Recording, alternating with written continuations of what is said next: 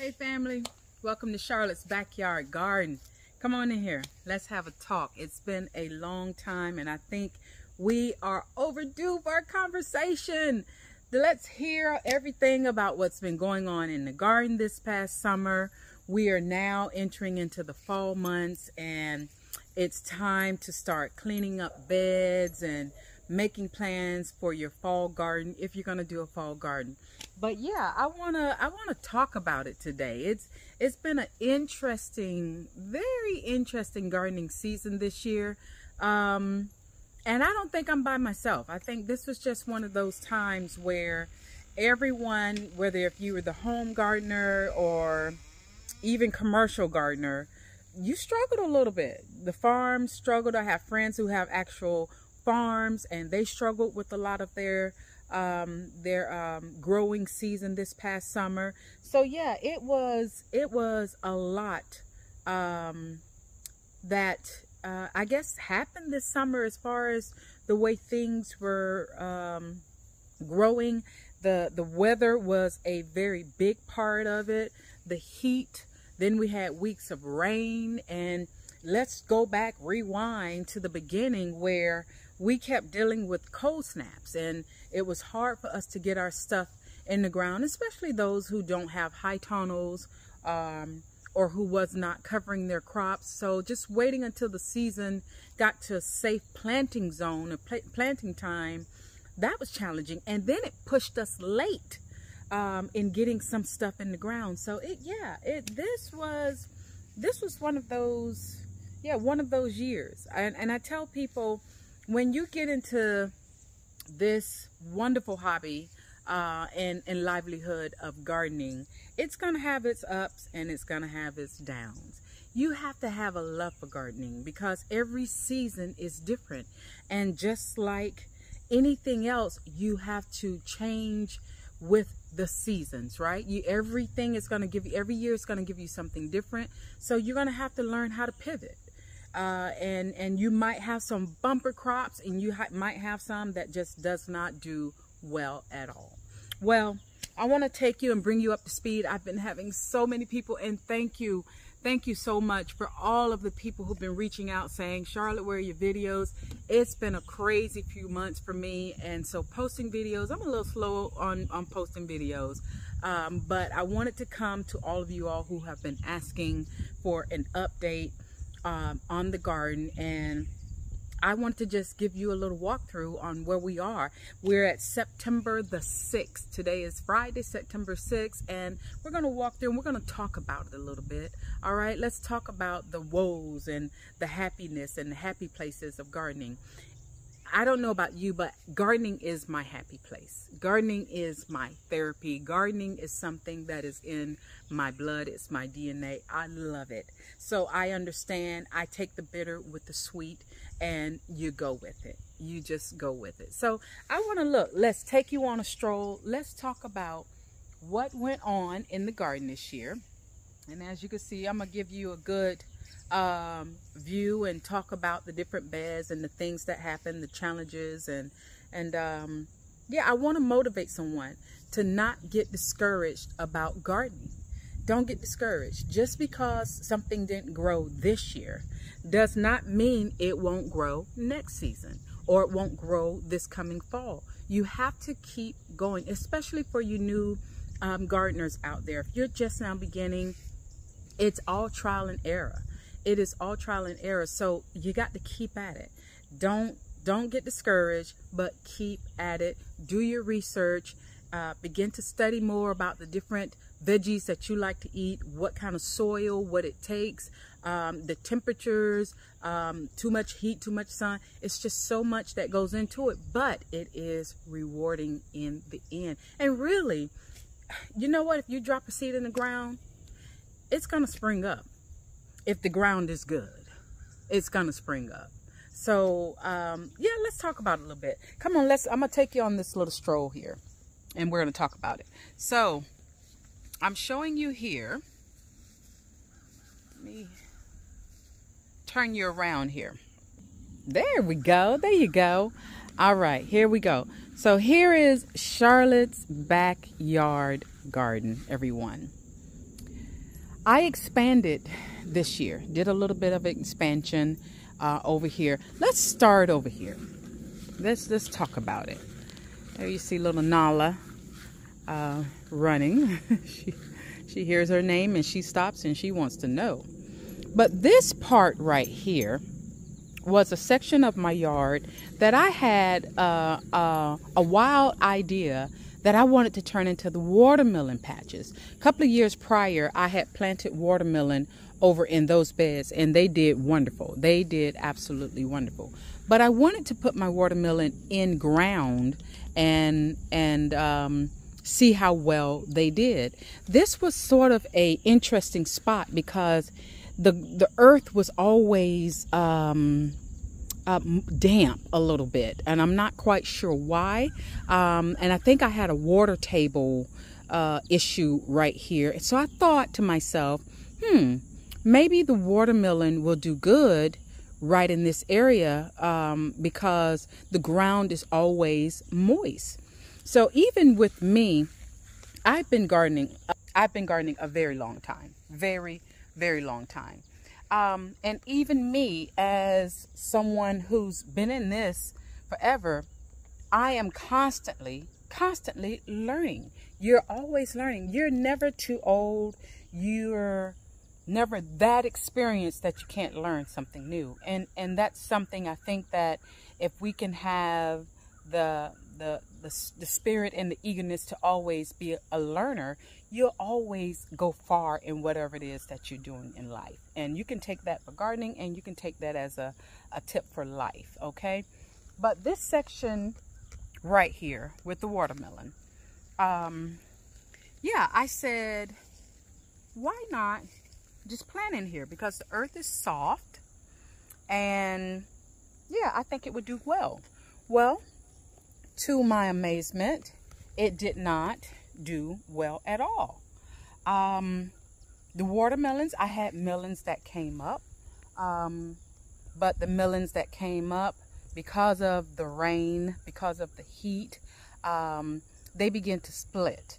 And then I also had a very bad problem with squirrels this year. I mean, squirrels and voles. I have never had voles before in my garden, not that I'm aware of.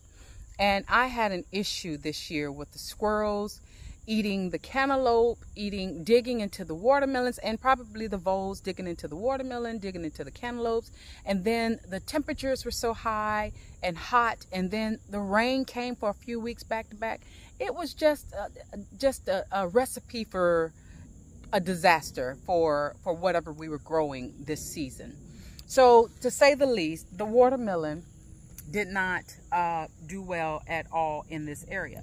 And then on top of that, my grass came back with a vengeance. Now what I had did, I actually laid cardboard down in this area. I laid cardboard down in the area just to give me a barrier between the grass, and trying to keep it as, you know, not using plastics or anything like that. But honey, when I tell you that that grass said, "You're not keeping me back, I don't care how much cardboard you got going on," that grass said, I'm coming back, and I'm coming back with a vengeance. So as you can see, not only did the ground, you know, not give me what I wanted to get this year, but the grass came back with a vengeance. And I know that that was because I did not take the necessary precautions as far as putting down the right ground cover. It was a last minute thing, and I just had, like I said, an inkling that let me expand and make that the watermelon patch. So I didn't go the extra mile as far as putting down the right fabric to keep the grass out. That was my fault.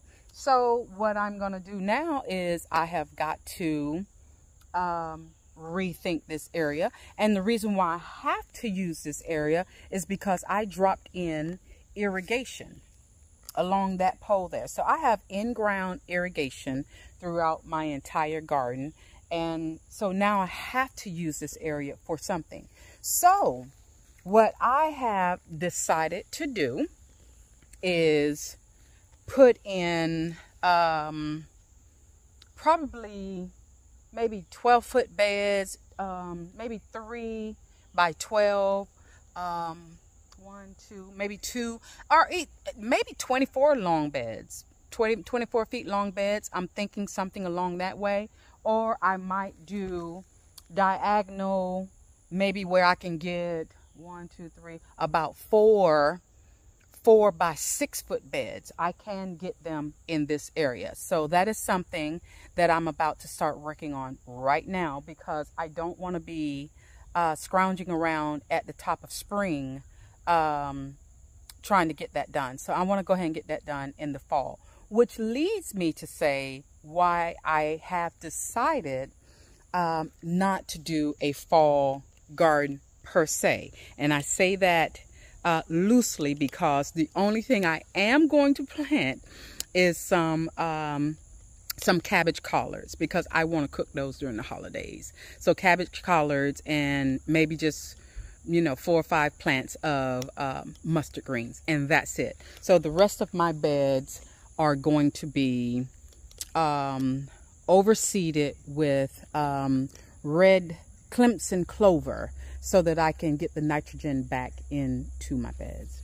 So yeah, let me just take you on a quick stroll here. And sorry about my camera work. Sorry, I'm trying to. But this right here is almost ready. That's my ginger and turmeric. We see zinnias are beginning to die back. Zinnias are dying back. And okay, so we're going to talk about this in a hot second here. Amazing. Look at that. Look at that. Interesting. But give me a second. Wanted to just start a little bit. I think what I'll do, let's go back to the front here. And we're going to start walking so that I can tell you a little bit about what is going on in the beds here. Okay. All right. So let's take a stroll, shall we? Let's take a stroll. And I'm going to show you as I'm talking. All right. So we have this bed right here, which did wonderful. I had some Morris Heading cabbage collards that were in this bed, and they did fantastic. Actually, you all, it was not a super bad season. It wasn't as bumper as what I'm used to, but my cabbage and collards, as you've seen in some of my other videos that I posted, my cabbage and collards did fantastic. I mean fantastic. So I can't complain about that. Over here in this bed right here, my marigolds and zinnias, they showed out this season. I did have some cherry tomatoes over here, and I just took those down on yesterday. And we're going to talk about that fencing in a minute, because it's actually coming down. But this, as you all know, I have the award-winning mint. This is apple mint right here, and she never fails every single year for a few years on end now. I actually had cut that completely down to the ground bare, and that was about 2 months ago, and this is where we are now. She's fully back, and she is growing with a vengeance. So I have quite a bit of apple mint to go around. In this bed over here, I just took down some Sweet 100 cherry tomatoes, for which did the most spectacular. They showed out this year, so I'm not going to complain about that. I had a few bell peppers, as you can see right there. They didn't do as great. They didn't get as big as I would like to for them to have gotten, but you know, I got a few off of them here and there. So I just took that cherry tomato plant down yesterday as well. And once again, the zinnias that I put in the bed, stellar. They showed out. Amongst the tomatoes, I had quite a bit of basil that was growing in the bed. I'm trying to let the zinnias stay as long as I can, because I just love the show, you know. Look at that. I just love the show of these flowers and how they produce this year. So hopefully I can get a couple more weeks out of those before I have to pull them up. This bed right here was full of my red mustard greens. They did well, and that right there happens to be some basil that is flowering, and it's going to seed. I'm going to let that ride as long as I can because I use basil in all of my cooking dishes. I love basil. I will be overseeding this bed though with red clover. And here are the black beauties.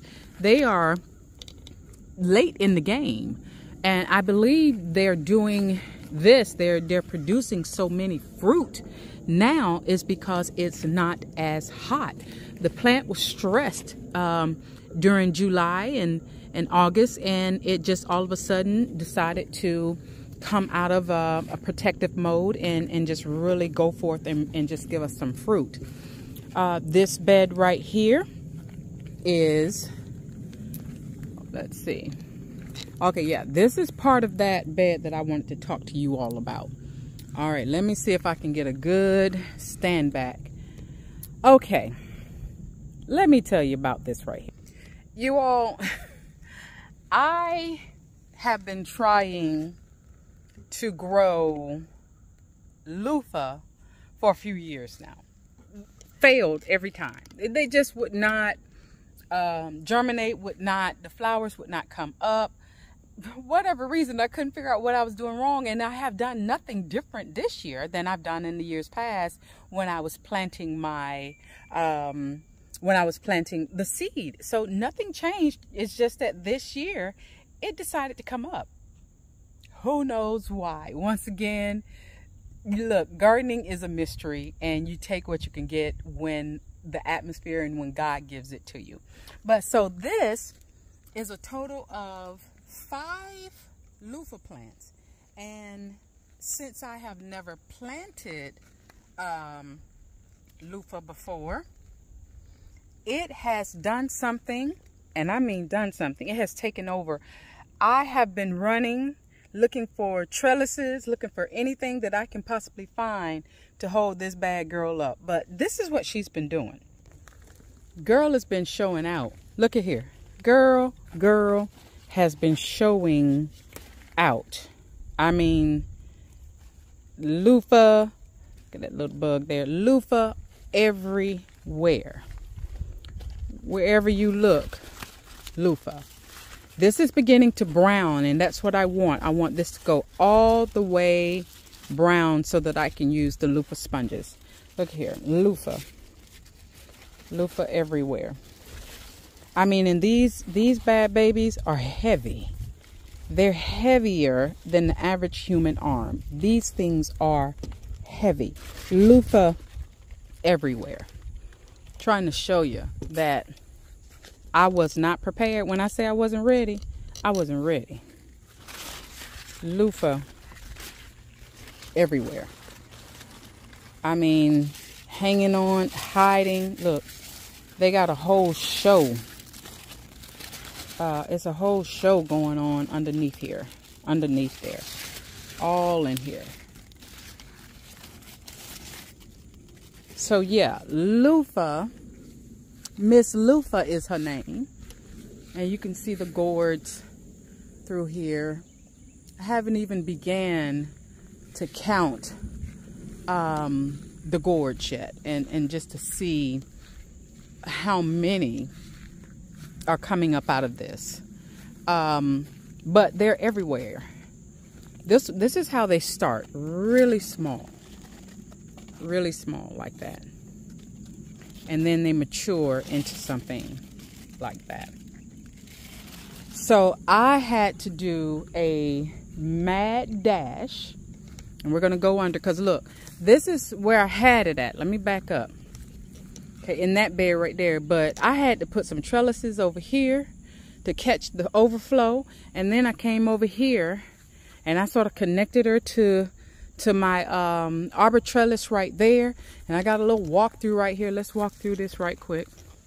So when I tell you that this was improvised, this was improvised because I was caught off guard with Miss Lufa in the show that she's showing out with today. So I'm impressed, thoroughly impressed. And to look at this plant, it's 5 little, 1, 2, 3, 5 little plants. The amount of Lufa that is still being produced at the top, that you all can't see, it's like they are going wild. Why? I don't know, but I'll take it. I will take it. So yeah, that's the story of Miss Lufa. She is everywhere. She is not trellised correctly. She is not, because I could not dig her up at the time that she started just taking off and going wild. I could not dig her up. So I had to pivot. I had to improvise, and I had to make her do whatever I needed to do. So I started pulling whatever resources I had laying around here in the garden, pulling from different beds, the trellises that I had in different beds, and I had to make sure that she was propped up and that she stays propped up as long as possible until she stops producing. So I am really happy. That is going to be a bumper crop of Lufa, and I am excited to share that with all of you once I get them dried out. And of course, you all know I have a business. It's called the Senya Company. Let me throw in a plug on myself. It's thesenyacompany.com. I create and handcraft soy candles, aromatherapy products, body products, face oils, body cream, scrubs, the whole 9. And I have great intentions of using some of that Lufa in with some of my scrubs. So I'm looking forward to that, to see how all of that plays out, and just stay posted with that. Okay, I'll keep you updated with that regarding the Senya Company. But back to Charlotte's backyard. Okay, we're gonna go over here, and let me turn you back around so I can tell you. All right, so over here, like I said, I had the cabbage collards in that bed right there. This bed right here, you all, this bed is on its 2nd wind. I had cleaned her out. This is my white sweet potatoes. Yes, I said white sweet potatoes. So like I said, I had a problem with voles, and it was more the voles that tried to get me with this bed right here, because obviously they love sweet potatoes. Actually, they love sweet potatoes more than we love sweet potatoes, the way they were trying to work these beds out. But let me just get over here, talk to you a little bit. So in this bed, I had big white sweet potatoes, and they're still in here. I had so many white sweet potatoes, I got tired of digging. I really did. So, and then I thought that it was going to die back, but it didn't die back. It got bushier. That means it's still producing. Greens are still greening, and it is still producing potatoes. So I still have a lot of potatoes that are in this bed. And then the wonderful thing about sweet potatoes, whether they're white sweet potatoes or the red sweet potatoes, is that the leaves, the sweet potato leaves, are edible. So I actually sauteed up some of these leaves last night. I added it in with a little bit of pasta. Sweet potato green leaves are wonderful. I love them. I've been eating them for years and years and years. You do want to make sure that you get them as green as possible. You do not want to eat the leaves when they're yellow. That means they're lacking nutrients. Green means healthy and good. Yellow means not so healthy and good. So you want to catch your sweet potato green leaves when they're really fresh and strong and vibrant with a wonderful green color, like my shirt. And yeah, and then you can actually cook those up and eat them along with the tubers that you will be picking from the beds as well. So this is something that I have to get out here and do, and I have to go through and pull up a lot of this and look for more sweet potatoes, but I'm going to experiment with this year. I'm going to leave this bed so that it overwinters. I'm not going to pull up these sweet potato vines. I'm going to let them overwinter because I want two things. I want to be able to preserve my soil and keep it protected during the winter time. And then I want to see whether or not at the top of next spring, I know a lot of these vines would have died back. I know that because of the weather, and the cold weather will probably kill them back. But at the top of spring, I want to see which ones may regerminate on its own without me having to replant slips.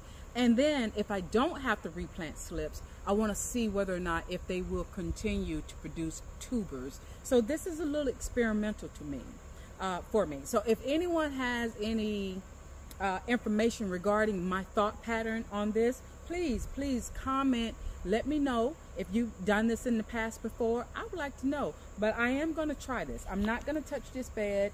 I'm going to wait until the top of next spring. Then I will be able to pull up all of the dead vines and see which ones may regerminate and come back, and just see whether or not if it will give me a new crop of tubers for the white sweet potatoes. And you all, let me tell you about those white sweet potatoes. They were so good. They're so good. I'm going to show you in a minute here what the white sweet potatoes. I actually have them stored in my garage in like a little potato shelving. But I made some pounded potatoes, and all I did was just boil the white sweet potatoes, and they're the same as the red. They're just white. I boiled them, just regular boil, and after I got through boiling them, I peeled them, and you all, they were sweet. They were sweet. That's it. So yeah, I just ate them just like that. A little bit of butter if you choose butter.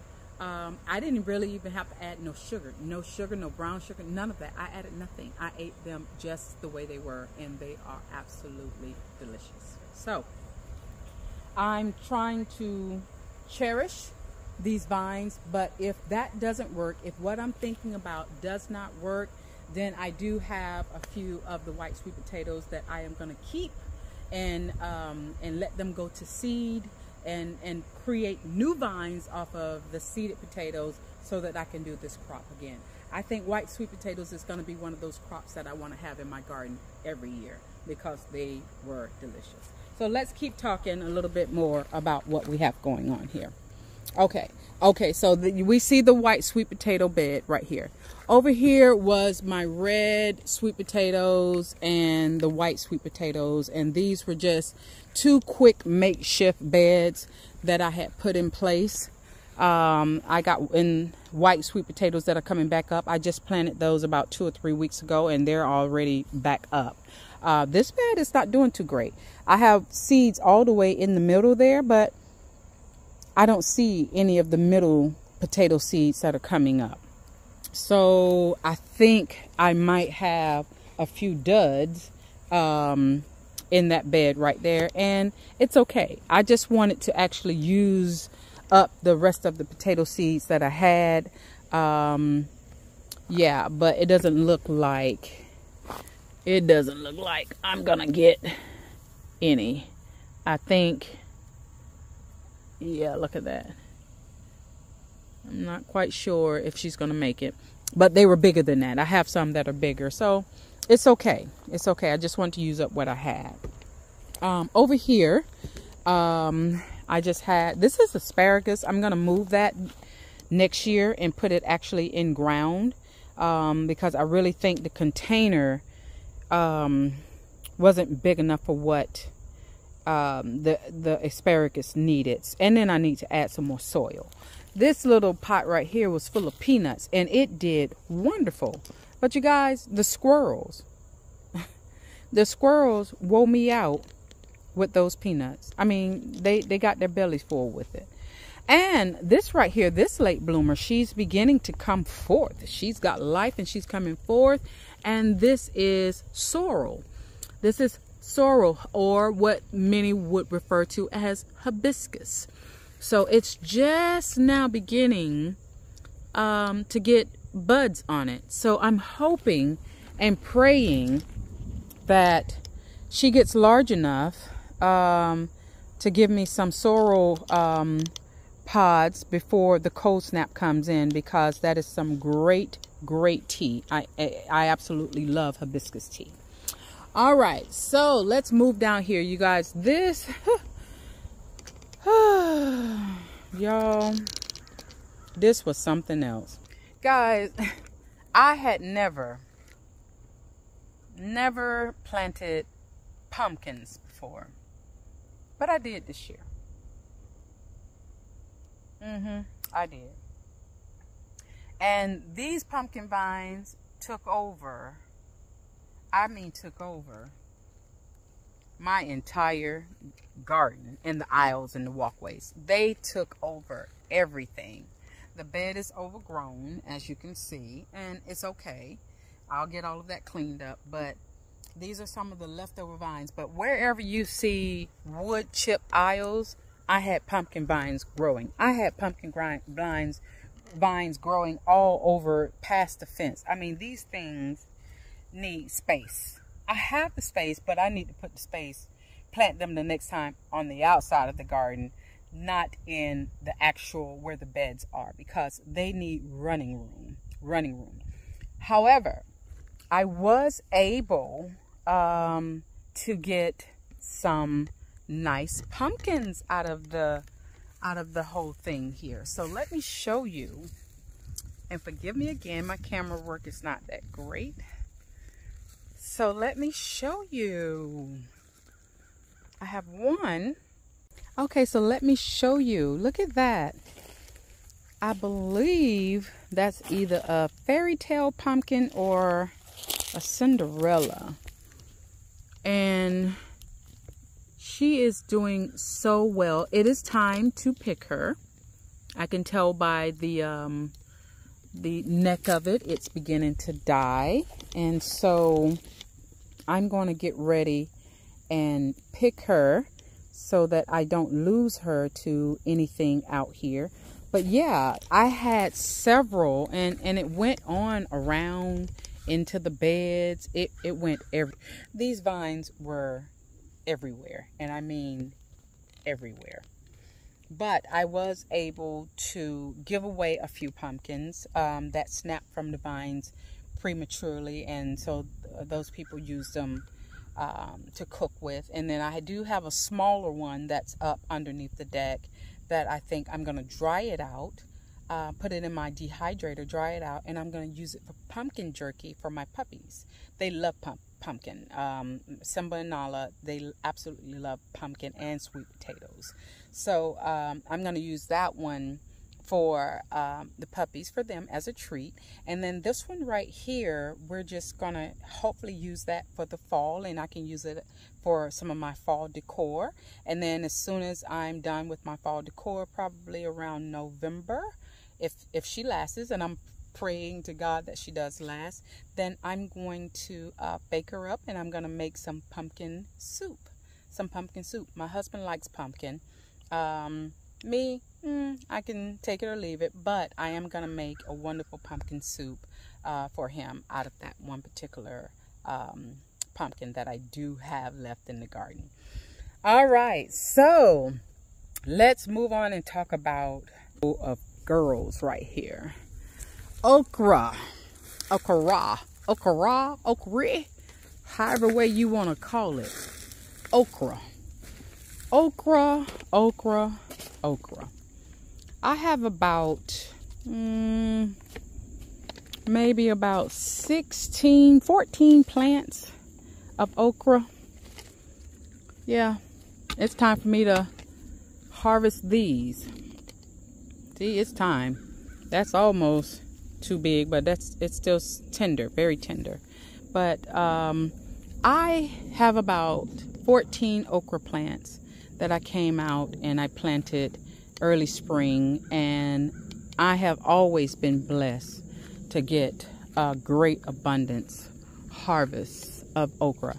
I have been giving away okra to everybody. My mama got some okra, flew it back to Florida, and So I have never had a problem, and they produce the most beautiful, beautiful flowers ever. So my okra has been doing wonderful, and I'm gonna let it go until it decides that it does not want to produce any more. Now, the same scenario that I talked about with the white sweet potatoes. Oh yeah, here is my red okra. This is red okra. See that? Beautiful red stalks. Beautiful. Beautiful red okra. Okay, so the same that I talked about with the white sweet potatoes, I'm gonna do the same thing with my okra. I am not going to cut them down. I usually cut them down, but I'm gonna wait. I'm not gonna dig them up or cut them down. I am going to wait until the spring. Okay, I'm gonna wait until the spring. Now what I am gonna do is go ahead and hat them, meaning that I'm just gonna take some of them and I'm going to cut them a little bit and just see. This is all experimental. Usually in the past, I pull up all of my okra, chop it up real good, and I throw it into the compost. But I'm just curious. I'm just curious because I've never done this before. I'm gonna let these stay until the spring, and I'm going to see whether or not at the bottom of the okra stalk, because these are some big stalks here. They have a large root system, and I actually need help pulling them up because they really get in there good. But I'm gonna leave them there, and I'm going to see whether or not if I can overwinter these. I'm going to see whether or not if they will come back at the start of spring next year. And if not, it's okay. It's okay. I'm just curious so that I can say, and I can put it down in my need to know book and say, okay, yeah, okra will come back if it's covered properly during the spring. I mean, during the winter months, if it's covered properly, and if it's pruned properly, will it come back in the spring? That's something that I'm going to see. If it does not come back by springtime, it's no problem with me pulling that up, easily pulling that up and prepping my bed quickly so that I can plant more okra in the bed. So it's okay. I just want to see whether or not how resilient these stalks are. Just really curious to see how resilient these stalks are with the proper caring. Not to just neglect them, but to properly care for them by covering them with, when we have cold snaps and very, very low temperatures, I will be caring for them and covering them up. But I want to make sure and test this out just to see what can come out of it. It may be something. They may regerminate and give me some new foliage that comes up from the bottom. That would be awesome because I won't have to replant. And if they don't, that's okay too. I'll just replant because I have plenty of okra seeds. And I will be starting okra in my greenhouse that I have in there in my garage. I will start some okra just to cover myself, just to be on the safe side. And if these happen to regerminate, I'll just give the ones that I've already started in the greenhouse, I'll give those away. All right. Okay. So let's talk a little bit. Let's talk a little bit about this is my compost bin. Y'all, I tried to build this compost. Look, my compost is crazy.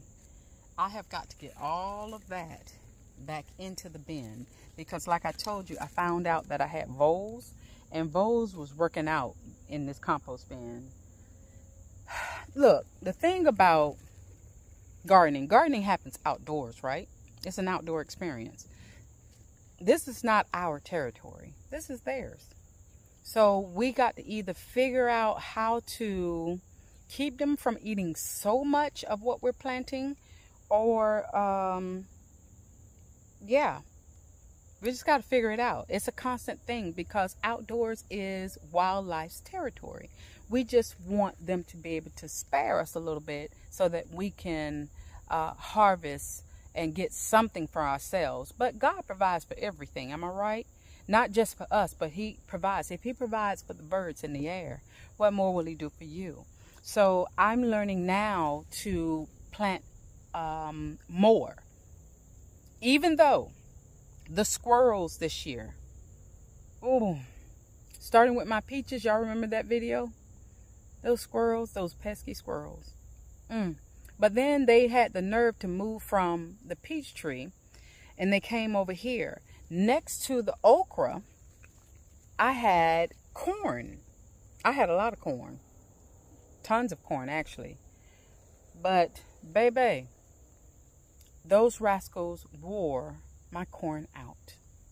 Wore it out. I had never seen anything like it. I've always had success with my corn, with ears and ears of corn every harvest. But this particular one, they ate it all. They ate it all. Yeah, I was in my feelings for a few days, maybe a few weeks. But I'm having to rethink it, which leads me to the discussion about this fence that you see behind me. That little green fence, that little raggedy green fence. My husband and I and my family, we were going out of town, and I told him, look, we've got to put something up because when I come back, I might not even have a garden. Between the deer and the squirrels and the voles, I might not even have anything else out here. So in a quick, out of desperation, we quickly put up that little rinky-dink green fence right there, and we put it up all the way around, and it worked. It actually worked. So I came back and I still had lush green vegetables because I think that deterred the deer, but it did not deter the squirrels nor the voles. So that is something that is a work in progress that we're working on. We're actually going to take this green fence down right here. We're going to take that down, and we're going to put up a chicken wire fence and try to make it aesthetically beautiful, because I like things that are nice and neat. I like a nice looking garden. I really do. But we're going to put up some chicken wire, put up some cattle panel fencing, and hopefully that will help with keeping the deer and keeping the squirrels out. I might have to juice that fence up. I might have to juice it up. We'll see. I hate it for them, but we'll see. But anyway, let's talk about it. What do we have right here? Take a look. Once again, saw over there was the Black Beauty eggplant. This is the Japanese. These are the slender, Japanese slenders eggplant.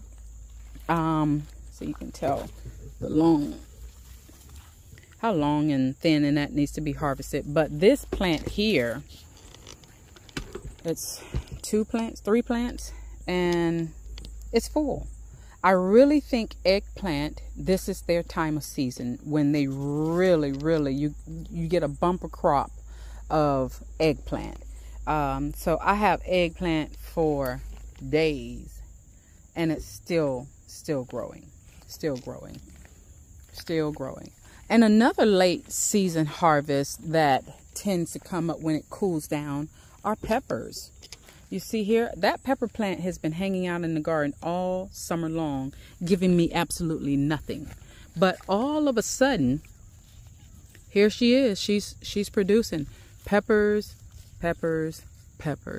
So it's never too late. You know, you have to have an eye, and I learned this from last year, that my peppers did wonderful once fall kicked in and the temperatures were not so hot, the plants are not so stressed, then they can really give you what you have been working so hard for. All right, so that's a look the garden tour about what I've been doing this summer in the garden. It has been interesting. A lot of the, get my little camera set up here, a lot of the crops they produced, but they weren't overly productive, right? They weren't overly productive. at all. I gave away a lot of the produce. I canned a lot. I had a lot of canning that I did this year. My tomatoes did not do well at all. At all. I actually have a friend that has a farm not too far from me, and I was able to get some San Marzano tomatoes and some Better Boy tomatoes, and so that I can preserve my sauces. And I had a lot of peaches that were given to me, and I was able to make peach preserves. My neighbor, I have a neighbor across the street there, he has a Bartlett pear tree, and so I was able to get pears from him and make pear preserves. Jalapeno jelly, I've been making that. So yeah, I've been canning, I've been preserving, and I have a lot that I'm trying to stock up to go into the winter. But anyway, it wasn't as great as I usually see from season to season, and I'm okay with that. I understand. I've been doing this long enough that once again, you're going to have good seasons and you're not going to have such good seasons, and that comes with the territory.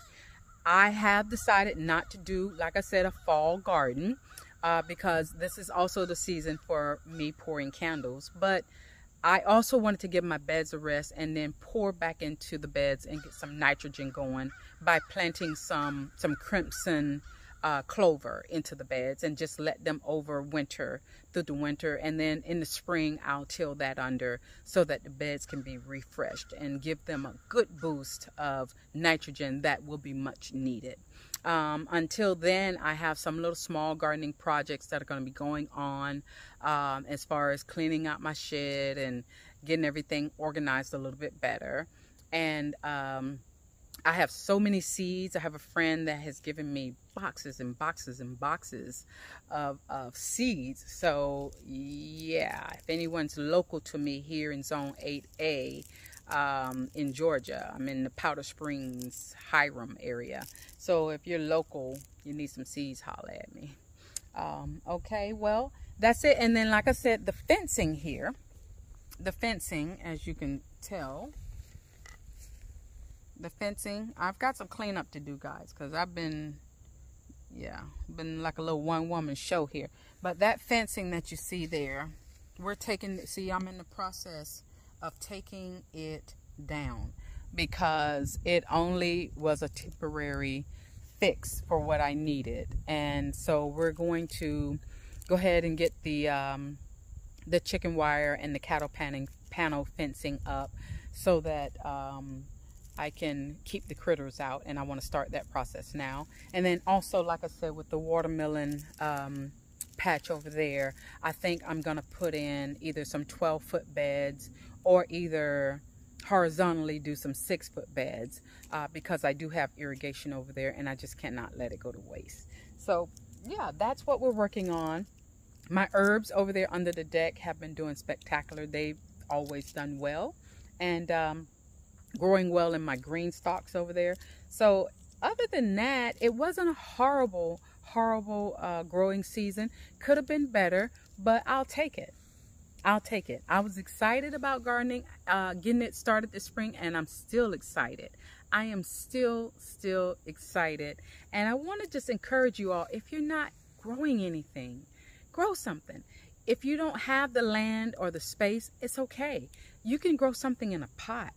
You can plant tomatoes, you can plant cucumbers, you can plant beans, you can plant stuff in pots, even if it's at your back door or your front door.